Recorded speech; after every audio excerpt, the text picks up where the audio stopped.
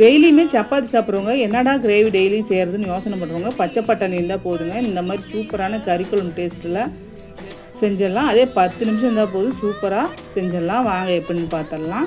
நான் காஞ்ச பட்டாணியை வந்து ஒரு 8 மணி நேரம் கழுவிட்டு ஊற வச்சுருக்கேன். இதை வந்து நான் குக்கரில் சேர்த்து தேவையான அளவுக்கு தண்ணி ஊற்றிட்டு ஒரு 4-5 விசில் வச்சு எடுத்துக்கலாம்.